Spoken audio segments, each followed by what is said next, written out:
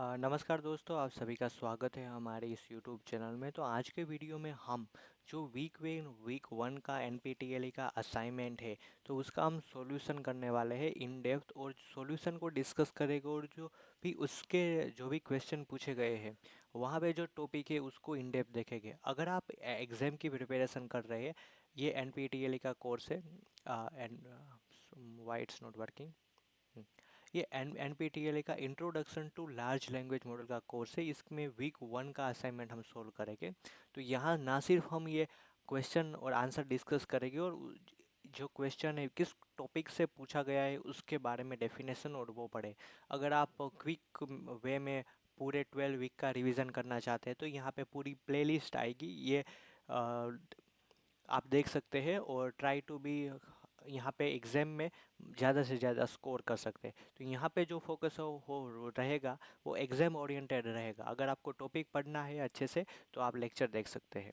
Okay, तो यहाँ पे ये वीक वन का असाइनमेंट है। तो वीक वन में बात करें तो पहले लेक्चर में बात हुई थी एलएलएम की, कि एलएलएम कौन से टाइप के हैं, कैसे खोजा गया, और क्या क्या टाइप के हैं इनको, कौन सी कंपनी में कौन से रिसर्च पेपर पब्लिश हुए, कैसे इवॉल्व हुआ।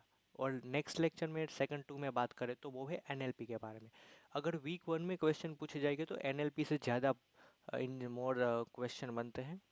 तो ओके, तो हमारा पहला क्वेश्चन है कि ये डिस्ट्रीब्यूशनल सिमेंटिक्स के बारे में था। अब सिमेटिक्स का मतलब क्या है, ना सिर्फ हमें वर्ड समझे बट उनका मीनिंग भी समझे, तो ये सिमेंटिक्स है। तो पहला है, based on distributional semantics in which of the following statement true. तो ये कौन सा स्टेटमेंट हमारा ट्रू है, तो ये हमें बताना है। तो पहला स्टेटमेंट है, the meaning of word is defined by the relation to other word. तो ये किस में है, ये ऑन्टोगोनल सिमेंटिक्स में है, डिस्ट्रीब्यूशन में नहीं है।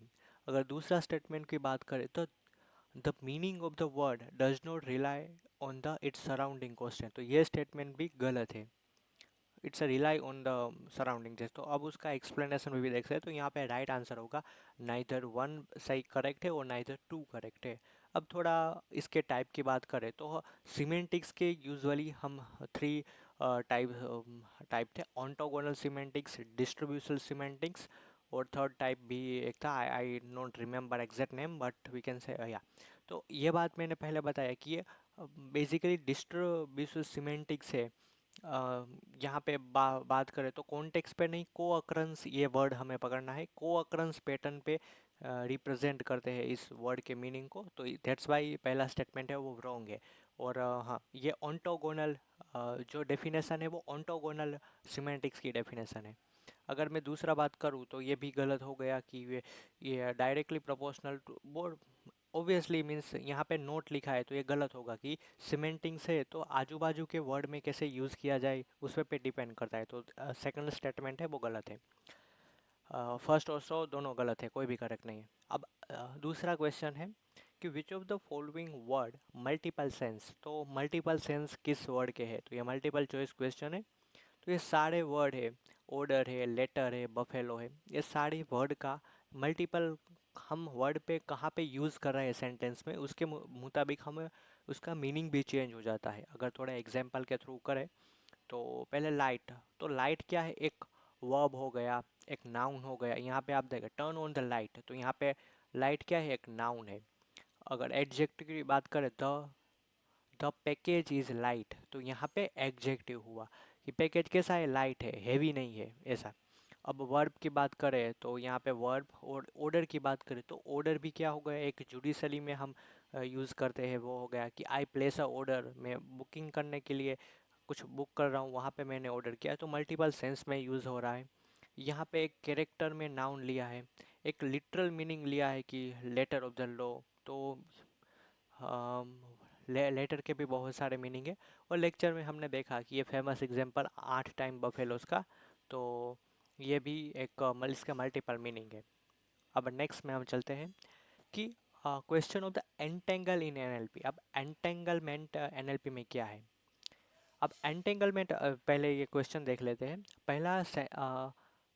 पहला स्टेटमेंट ये है कि Amit forget to set a alarm last night. Amit है वो कल रात भूल गया। और दूसरा है Amit woke up at late today. तो अगर देखिएगा यहाँ पर एंटेंगलमेंट का मीनिंग ये है कि पहला यहाँ पे लॉजिकल मीनिंग अगर देखिए, यहाँ पे अमित सुबह रात को लेट सो के भी लेट उठ सकता है, जल्दी सो के भी लेट उठ सकता है। तो कोई एंटेंगल है या नहीं है, स्टेटमेंट वन एंटेंगल टू या नहीं। तो यहाँ पे ऐसा कोई हमें लेट उठ सकता है, तो कोई लॉजिकल रिलेशन उसमें नहीं हुआ, तो ये स्टेटमेंट फॉल्स हुआ। अगर उसका हम एक्सप्लेनेशन की बात करें तो यहाँ पे देखिए इन एनएलपी एंटेंगलमेंट क्या है कि logical relationship between statement one true, statement one true है राइट, मीन्स लेट सोया है, हमारा ये स्टेटमेंट है। Statement two must be necessary to a logical sequence, तो ये बात होनी चाहिए, तो हम बात करें कि ये एंटेंगलमेंट एग्जिस्ट है इसमें। तो there must be no possible scenario, यहाँ पे देखिए ये पॉसिबल सीनेरियो है कि जल्दी सो के भी लेट उठ सकता है, दैट्स वाई ये स्टेटमेंट है वो फॉल्स है। यहाँ पे उसका डिटेल एक्सप्लेनेशन आप देख सकते हैं कि देखिए यहाँ पे क्या, वाइल फॉरगेटिंग ए सेट अलार्म इंक्रीज में, यहाँ पे बहुत सारे रीज़न भी हो सकते हैं, सेवरल पॉसिबल रीज़न। देखिए someone else might have woken up, तो ये 5-6 रीज़न हो सकते हैं, दैट्स वाई ये एंटेंगलमेंट स्टेटमेंट नहीं है। नेक्स्ट क्वेश्चन की बात करें तो यहाँ पे जो ये हमारा टेक्स्ट है, on a much needed workation in beautiful Goa, walking and chilling by the waves, यहाँ पे देखिए यहाँ पे कौन से आंसर है। सबसे पहले तो यहाँ पे है कि ये स्टैंडर्ड इंग्लिश नहीं है, तो ये क्या हो गया, नॉन स्टैंडर्ड इंग्लिश हो गया आंसर। अब नियोलॉजिम्स हो गया कि ये नियोलॉजिम्स यानी कि हम जैसे कि वर्क प्लस वेकेशन, ये दो वर्ड बन के क्या हो गया, वर्केशन, तो ये नियोलॉजी है। तो दैट्स वाई यहाँ इस स्टेटमेंट में दो हमारे मीन्स ऑब्जर्व हुए होते हैं कि एक तो है नॉन स्टैंडर्ड इंग्लिश, और यहाँ पे ये वॉक इन हो गया, चिलिंग हो गया, तो वो नॉन स्टैंडर्ड इंग्लिश हो गया, और ये वर्केशन है वो नियोलॉजी हो गया। अगर एक्सप्लेनेशन की बात करें या नॉन स्टैंडर्ड इंग्लिश की, तो वॉक इन हो गया, एट द रेट डी हो गया, तो यहाँ पे द की तरह यूज़ किया है। और नियोलॉजी की बात करें जो जैसे मैंने बताया वर्केशन हो गया, वर्क प्लस वेकेशन, तो ये प्रेजेंट करता है नियोलॉजी को। यहाँ पे कोई ईडीएम फ्रेजिस नहीं है और ट्रिकी एंटिटी नेम नहीं है, तो या तो यहाँ पे ये स्टेटमेंट में ये ओके। ये नेक्स्ट स्टेटमेंट बहुत बढ़िया है कि यहाँ पे वर्ड के मीनिंग के बारे में है। कंसिडर द फॉलोइंग स्टेटमेंट, तो यहाँ पे हमें पहला स्टेटमेंट है the bats flew out the caves at sunset, यहाँ पे जो बेट है वो चामा चिड़िया की बात हो रही है। Rohan bought a new bat to practice cricket, यहाँ पे बेट है वो क्रिकेट की बात हो रही है, तो बेट है वो सेम मीनिंग है, नहीं यहाँ पे इसका सेम मीनिंग नहीं है। अगर इन डिटेल देखेंगे तो पहले वर्ड में जो जो बात हो रही है, यहाँ पे देखिए यहाँ पे क्या हो रही है, चामा चिड़िया की बात हो रही है, और सनसेट के समय बाहर निकलते हैं ऐसे, और यहाँ पे क्रिकेट बैट की बात हो रही है। तो या दैट्स इट। ओके, अब नेक्स्ट स्टेटमेंट में आते हैं। ओके, यहाँ पे आपको हाइपरनोम, मेरोनोम, होलोनोम और हाइपोनोम की डेफिनेशन आपको एग्जैक्ट याद है तो आप ही क्वेश्चन कर पाएंगे, वरना ये थोड़ा लैंग्विस्टिक की साइड हो गया है। सबसे पहले कहते हैं कि एप्पल, यहाँ पे मैं बात बताऊँ आंसर की, ये जो 3 स्टेटमेंट है फ्लावर, लीफ और पेरेंट, ये स्टेटमेंट सही है, बाकी स्टेटमेंट गलत है। यहाँ पे क्या है कि एप्पल इज हाइपर नाम ऑफ फ्रूट, तो यहाँ पे क्या है कि हाइपर नाम है, एप्पल ही फ्रूट का हाइपर नेम है, नहीं एप्पल के अलावा दूसरे भी है, तो इसलिए ये स्टेटमेंट है ना फॉल्स हो गया, बाकी सारे स्टेटमेंट ट्रू है। Leaf is a meronym of tree, हाँ, जो ट्री का एक पार्ट लीफ होता है। कि होलोग्राम, होलोनाम इज अ पारा, flower is a hologram of petal, या ये भी परफेक्ट है, फ्लावर में पेटल होते हैं। Parent, parrot is a hyponym of bird, या ये भी स्टेटमेंट है वो सही है। यहाँ पे हम देखें कि apple is a hyponym of fruit, तो ये सही रहता। तो ये 4 स्टेटमेंट है। अगर हम यहाँ पे इस एग्जैक्ट वर्ड की डेफिनेशन देखें तो हाइपर नेम क्या है, hypernym is more general word to entire meaning, देखिए whole meaning of encompass more specific word, तो ये स्टेटमेंट इसलिए गलत हो जाता है। In the relationship the statement are direction to reverse.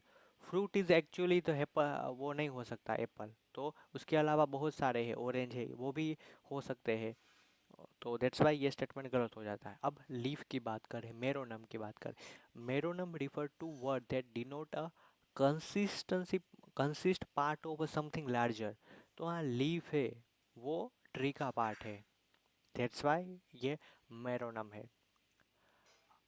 अगर होलोनम की बात करें तो होलोनम क्या है कि अपोजिट वर्ड है, opposite of meronym. Okay, meronym का opposite, it refer to whole of the something, something else a part. तो या मीन्स ये भी है होलोनम का। Identify flower is holonym of petal. और लास्ट में पैरोट की बात करें तो अब हाइपोनम के से more specific term to include within a broader term. तो पैरेट है वो ब्रॉड बर्ड में इंक्लूड हो जाते हैं।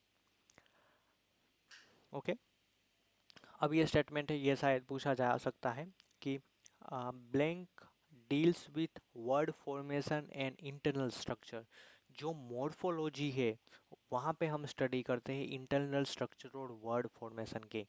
तो एक बार ये डिटेल में क्वेश्चन देख लेते हैं थियरी का पार्ट, कि morphology is a branch of linguistic and specific study to word formation. तो यहाँ पे ऊपर वर्ड फॉर्मेशन में इंटरनल वर्ड का स्ट्रक्चर कैसा है, तो इसकी स्टडी मॉर्फोलॉजी में है।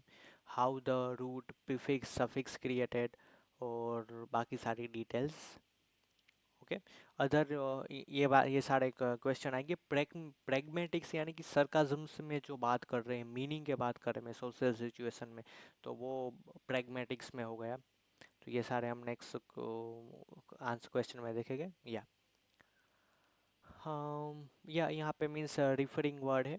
तो यहाँ पे फर्स्ट स्टेटमेंट में आप देख रहे हैं कि सिंपल सी है वो यहाँ पे सी रिफ़र कर रहा है और यहाँ पे हर रिफ़र कर रहा है, तो ये सिंपल एक लैंग्वेज का क्वेश्चन है। आप यहाँ पे डिटेल देख सकते हैं। अब आ गए हैं कि सीमेंटिक्स, हाँ, semantics role labelling. We determine the semantics of each argument with respect to, यहाँ पे किसके रिस्पेक्ट में हो, प्रिडिकेट के रिस्पेक्ट में है, तो ये सिमेटिक रोल लेबलिंग में प्रिडिकेट ये है। तो एक्सप्लेनेशन की बात करें तो in the semantics role labelling में predicate serve the central reference point of the around the semantic role assign. तो ये इसका राइट आंसर है।